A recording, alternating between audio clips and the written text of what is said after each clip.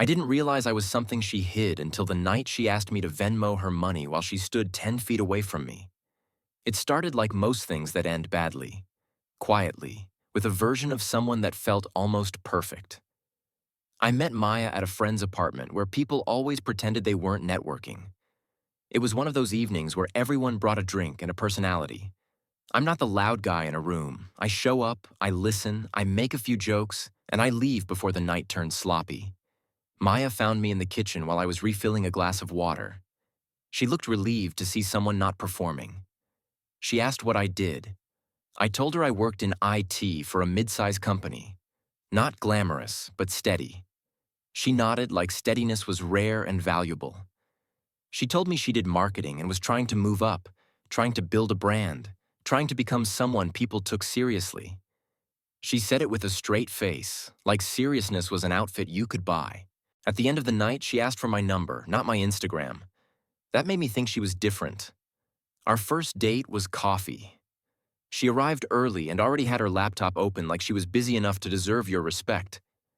She smiled when I walked in, closed the computer, and gave me her full attention. She told me about her childhood, her ambitions, her frustrations with men who didn't support her goals. I nodded, asked questions, and meant them. I liked her intensity. I liked that she looked at the world like it owed her something and she was prepared to collect. When it was time to pay, I grabbed the check. She didn't argue, just said thank you and touched my wrist lightly, the way someone does when they're sealing a deal without making it obvious. That touch stayed with me for days. The next few dates were dinners, then a show, then drinks. I paid every time. At first it felt normal. I'm used to paying early on. I don't mind. I also didn't notice how she never reached for her wallet even as a courtesy. She would look at the check like it was a passing cloud and then continue telling a story. She was affectionate in private. She'd lean into me on the couch. She'd steal my hoodie. She'd text me good morning, not always, but often enough to keep me invested. She'd say things like, "I feel safe with you. I like how reliable you are. You're the first man who makes me feel like I don't have to struggle alone." I didn't understand at the time that struggling alone was a brand she sold, not a reality she wanted.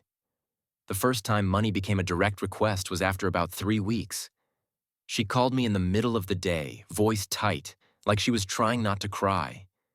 She said her rent payment didn't go through because her bank flagged it, and the landlord was being difficult, and she was embarrassed.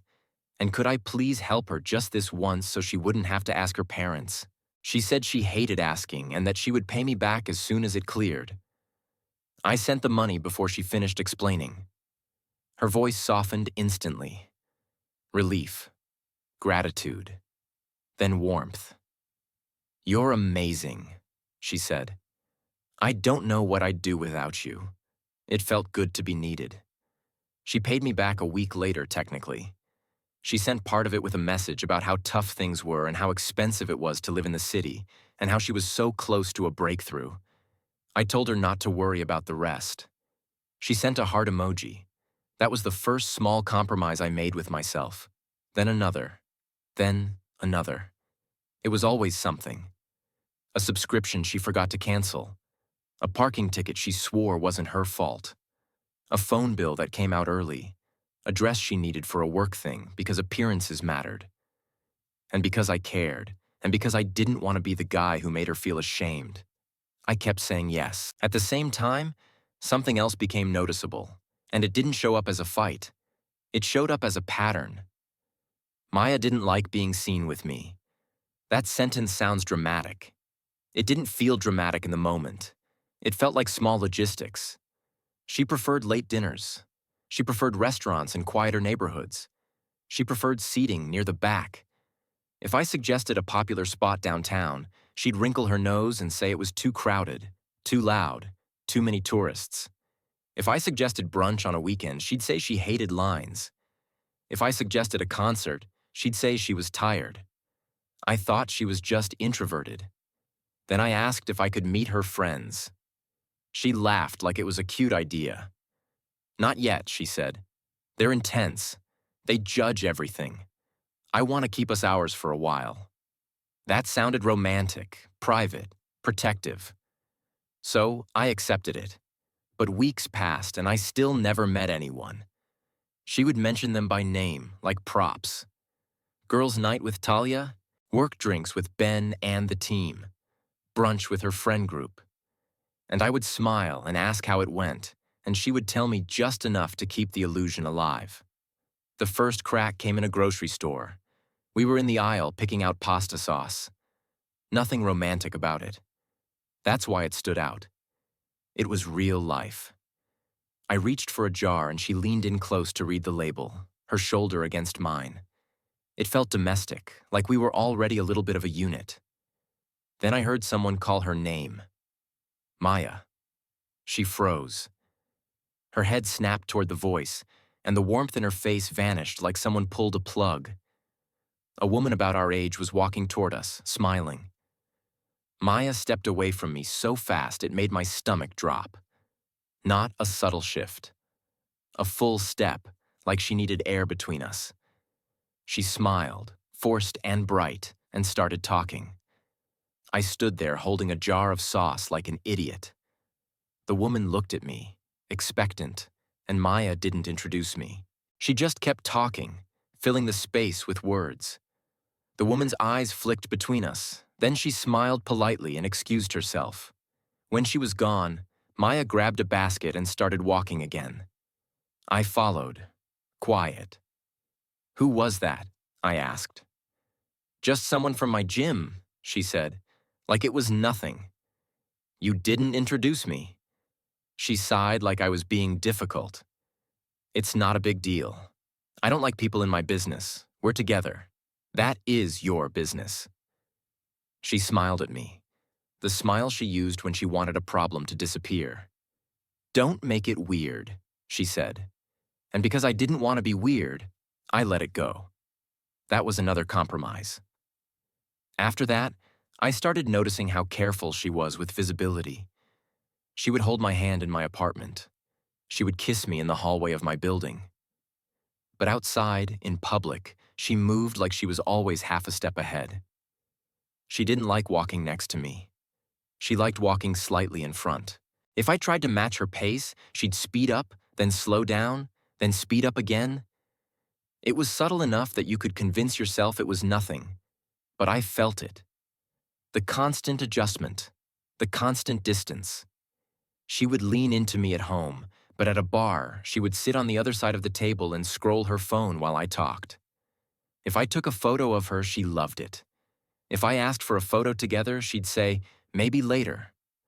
Later never came. And still, the money part kept growing. It turned into her asking me to cover things that weren't emergencies. "Could you pay for my nails this time? I need to look put together for a meeting. Can you help with this course?" It's an investment in my future. "My card is maxed because I booked the hotel. Can you handle the flights?" She always framed it as temporary, as strategic, as something we were building together. "We," she would say when she needed a transfer. "I," she would imply when the outside world mattered. The first time I pushed back was small. We were at a restaurant and the check came. She stared at it, then stared at her phone. I waited. She kept staring. "Are you going to get it?" she asked, not looking up. "I got it last time." She laughed softly like I'd made a joke. "Don't be petty." It wasn't petty. It was a question. I paid anyway. In the car, she told me about a new job opportunity, a company she wanted to impress, a person she needed to meet, a certain image she wanted to project. She used words like high value and perception and brand alignment. That's when I realized she didn't just care about how she looked. She cared about how she looked with someone. And whatever she saw when she looked at me didn't match what she wanted other people to see. I am not ugly. I'm not broke. I'm not a mess. I'm just not flashy. I dress like an adult. I drive a normal car. I don't take photos of myself in mirrors. I don't live my life like a campaign. At first, I thought she liked that. Later, I realized she liked what it made possible. She liked my stability. She liked my credit score. She liked that I didn't argue when she said she needed help. She liked that I didn't demand to be seen. The moment the whole thing turned from a suspicion into certainty happened on a Saturday afternoon. Maya had invited me to a rooftop day party. She called it networking, but it sounded like an excuse to wear something expensive and be photographed. I didn't love the idea, but I said yes because she seemed excited and because I kept telling myself that being included was progress. I spent more effort than I usually do. A clean shirt, decent shoes, a haircut. I showed up at her place to pick her up. She opened the door in a dress that probably cost more than my groceries for 2 weeks. "You look good," I said. She smiled. Quick. "Thanks." "Hey, can you do me a favor?" "What? Can you drop me off a block away?" I thought I misheard. "Why?" "Parking is hard there," she said fast. "Just drop me off and then you can find a spot." "Okay," I said because I was still trying to be easy. We got in the car. I drove toward the address. As we got closer, she started checking her makeup in the mirror, adjusting her hair, practicing expressions. Then we reached the block. "Here is good," she said. It was not good. It was a random corner. The venue was clearly visible down the street. "Why don't we just go together?" I asked. She kept her eyes forward. "I just want to get in first and say hi to people. You know how these things are." Something inside me tightened. "Do you not want to be seen walking in with me?" Her shoulders rose in a small shrug. "Don't do this right now." "Do what? Make it about you." I stared at her. "I'm literally just asking why my girlfriend doesn't want to walk into a party with me." She turned toward me, eyes sharp. "Because people talk. Because it's complicated. Because I'm trying to move up and I don't need distractions." I didn't know what to say. I wasn't a distraction. I was the person paying for half her life. She opened the car door. "Also," she added, "can you send me $200 for the bar? The drinks there are ridiculous." I didn't move. "Maya," I said, voice low. "You want me to drop you off away from the party so nobody sees us, and you also want me to pay for your drinks." She rolled her eyes. "It's not like that." "What is it like then?" She stepped out, smoothed her dress, and leaned back into the car. "Please don't embarrass me," she said. Then she shut the door and walked toward the venue without looking back. I sat there, hands on the wheel, watching her disappear into a crowd. I didn't follow. I drove away and parked on a side street, not because parking was hard, but because my head was spinning. I pulled out my phone and looked at our messages. So many requests, so many transfers, so many times she said "we" when she meant my wallet. I didn't send the 200. 10 minutes later, my phone buzzed. "Hey, can you send it?" "I'm here." Then another. "Seriously, send it. I don't want to look stupid." Then another. "Where are you?" I stared at the screen. This was the moment. The clearest intersection of everything. She didn't want to be seen with me, but she wanted to use my money to maintain her image in front of people. I typed a message, then deleted it. Typed again, deleted again. In the end, I sent 4 words. "No, enjoy your party." Immediately, the typing bubbles appeared. "What the hell is wrong with you? Are you trying to punish me? This is not the time for your insecurity." I didn't respond. I drove home. That night, she didn't come over. She didn't call. She was too busy being someone else in front of other people. She posted stories. Lights, music, cocktails, smiling faces. At one point, she posted a boomerang of 2 glasses clinking. Her nails perfect. Her wrist angled to show jewelry I had paid for. No mention of me. Of course. The next morning, she texted like nothing happened. Morning. "My phone died last night. You were being weird. Let's not fight." I read that message 3 times. She didn't say sorry. She said I was weird. I asked if we could talk in person. She said she was busy but could squeeze me in later. Squeeze me in, like an errand.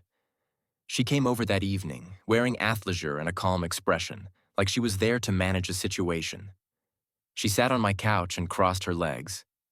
"So," she said, "what was that about yesterday?"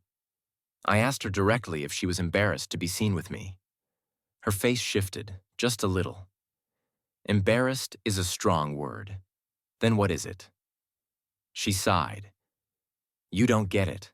The circles I'm trying to be in, they're different. People judge. I just don't want my personal stuff mixed into that. My personal stuff. That's what I was. I asked her why she had no problem asking for money if she wanted our relationship hidden. She blinked slowly, like she was surprised I could connect two ideas. Because you're my boyfriend, she said. You're supposed to support me. Support doesn't mean being treated like a secret. She smiled, small and sharp. You're being dramatic. I told her I didn't feel like a boyfriend.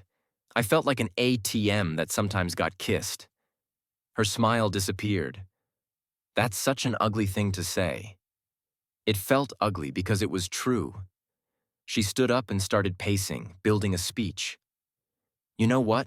She said. I don't need this negativity. I'm stressed enough. I'm trying to build something. I'm trying to improve my life. And you're making it about your ego.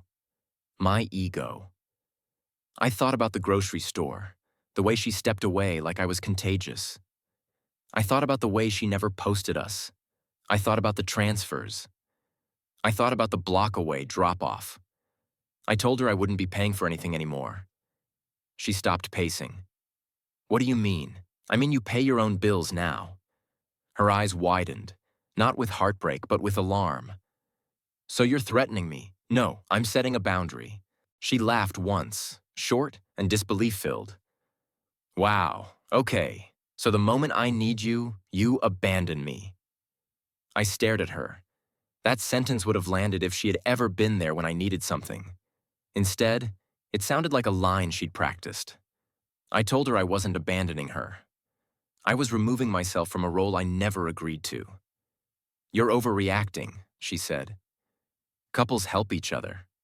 Couples don't hide each other. She crossed her arms. Maybe I just don't want people thinking I'm with you for your money. There it was, the accusation she wanted to avoid, and the truth she couldn't deny. If you don't want people thinking that, I said, then stop taking it.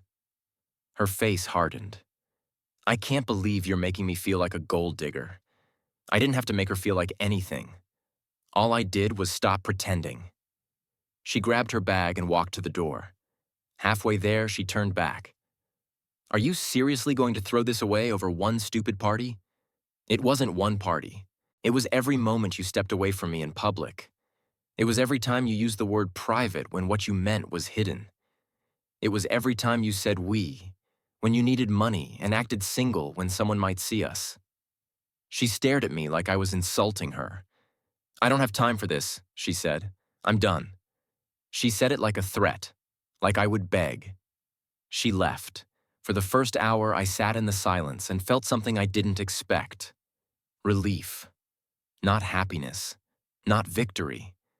Just relief that I wasn't negotiating my own dignity anymore. Then my phone started buzzing. I didn't answer.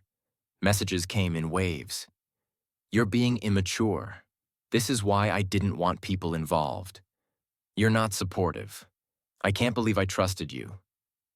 Then a different tone. Can we talk? I miss you. I'm sorry you felt that way. That last one hit me. Sorry you felt that way. Not sorry I did it. Sorry you noticed. 2 days later, she called. I answered because I wanted closure, not reconciliation.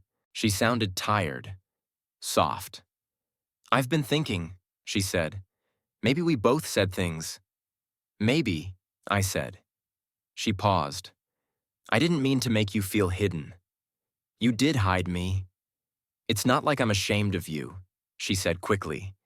It's just that people in my industry are superficial and I don't want them judging. Who are they judging, Maya? You or me? Silence. Then she exhaled like she was frustrated. Okay, she said. Let's say you're right. What do you want? I want a relationship where I'm not treated like a secret.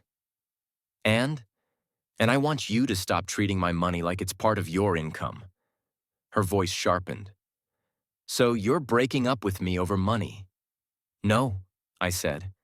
I'm breaking up with you over respect. The money is just where the disrespect showed. She tried a new angle. I'm stressed. I'm trying to build my life. You know I'm not where you are financially. It's not my fault you have more. I didn't say it was your fault. Then why are you punishing me? I wasn't punishing her. I was withdrawing from being used. I told her I was done. Her voice went cold. Fine, she said. I guess I misjudged you. You did, I said. You thought I'd keep paying to stay close. She hung up. For a week, nothing. Then the indirect messages began. A random text asking if I still had her hoodie. A message about a charge she didn't recognize, wondering if I could look at it. A link to an apartment listing with a comment about how expensive everything was. It was all bait. It was all a way to reopen the door without admitting why she wanted it open. I didn't bite. The real closure came later, and it came from the place I didn't expect. I was at a bar with a coworker, just grabbing a drink after work. Nothing loud, nothing performative. While we were talking, I saw Maya across the room. She was dressed up, smiling, surrounded by people. She didn't see me at first. Then she did. For a split second, her smile faltered. Not because she missed me, because I was evidence. I watched her scan the room like she was calculating the risk of acknowledging me. She didn't come over. She didn't wave. She turned away. That's when I finally stopped wondering if I'd been too harsh. That's when the last piece clicked into place. If she cared about me, even a little, she would have been human for 1 second. She would have nodded. She would have shown some recognition. Instead, she treated me like a mistake she didn't want anyone to notice. My coworker asked if I was okay. I said yes. And I meant it. Because being ignored in that bar hurt less than being used in my own apartment. On the way home, I thought about all the times I'd tried to earn visibility. How I'd told myself I just needed to be patient. How I'd softened my needs so she wouldn't call them insecurity. How I'd paid for things to keep peace. It hit me that I had been paying for the privilege of being tolerated. Not loved. Not chosen. Tolerated. When you understand that, the shame moves from being dumped to being blind. I didn't want to be blind anymore. People ask what the lesson is in relationships like that. It's simple, and it's brutal. If someone wants your money but doesn't want your presence, they don't want you. They want what you provide. And the moment you stop providing, you'll learn exactly how little of you they were ever attached to. I didn't block Maya out of anger. I didn't post about her. I didn't try to expose her. I just stopped participating. I stopped answering messages that were really invoices. I stopped showing up for conversations that were really negotiations. I stopped paying to be kept. In the months after, my life got quieter. And for the first time in a long time, quiet felt like dignity. I started saying yes to things I used to avoid. Brunch with friends, concerts, group trips. Not because I suddenly became extroverted, but because I realized I'd been shrinking myself to fit someone else's image. The funny thing is, once you stop being someone's secret, you remember you were never small. You were just kept in the dark. The last time she tried to reach out was a message that said she hoped I was doing well and that she'd been thinking about me. I read it and felt nothing. Not hate, not longing, just clarity. I didn't reply, because the version of me she knew only existed when I was paying. And I'm not that guy anymore. I chose not to be invisible. If this story felt real to you, make sure to like the video and subscribe to the channel. More true stories like this are coming.